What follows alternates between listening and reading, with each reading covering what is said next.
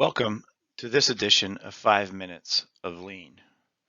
Today's topic, efficient meetings. I want to start this topic just by presenting a string of questions or thoughts for you to consider about meetings that you either run or attend. So first thing is, do you ever do any other work while you're in the meeting? Have you ever attended a meeting to discuss a problem that has not been documented and the conversation rambles in many different directions? Have you gone to meetings with no advance clue what they're really about? Do you feel like some meetings you attend or run accomplish absolutely nothing? Do you typically attend 3 or more meetings in a day?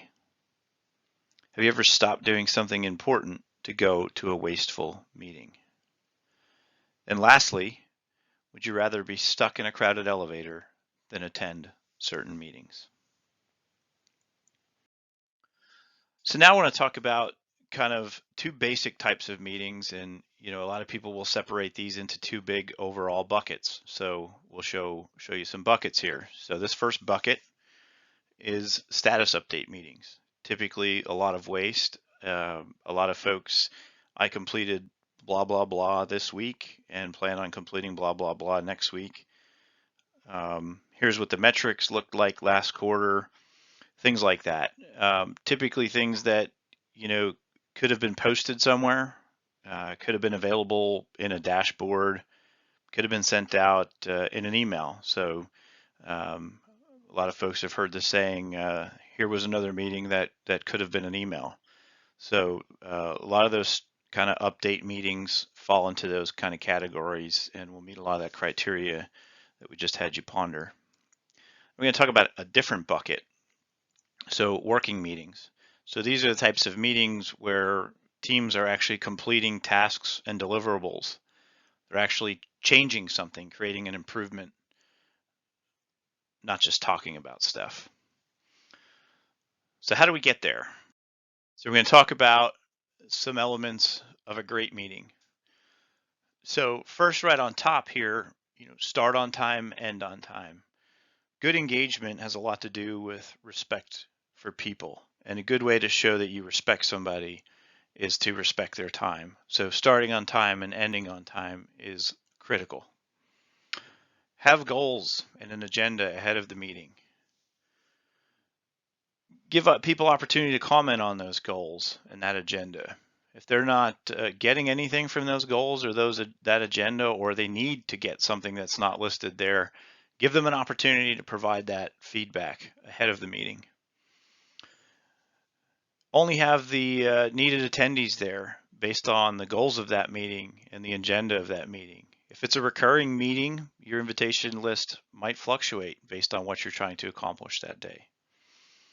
Use minimal slides. Most folks do not stay engaged if they're on a meeting where they're just reading slides or in a meeting where they're reading slides. Try to keep the slides minimal. Make sure there's a clear list of action items.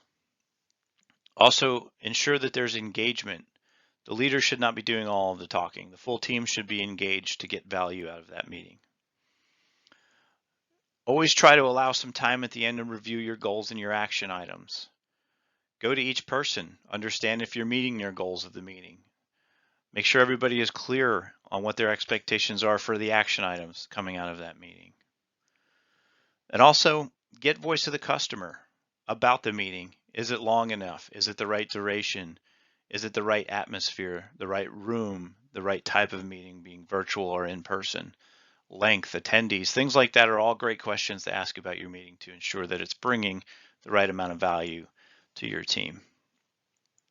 You do those things and you'll have great engagement. And with great engagement comes sustainability, comes effective change, comes improvement, and excitement and energy are all part of that. So hold a great meeting and people will be excited and happy to come to your meeting and get more work done. So what? Now that we know this, what do? I suggest you evaluate the meetings you attend or run for the elements of a great meeting that were presented here. Consider what you learned as you set up any new meetings. Speak up if you're not finding value in the meetings that you are attending. If you're being invited to one and you don't have an agenda or goals, ask for it. Spread a culture of less meetings creating more value.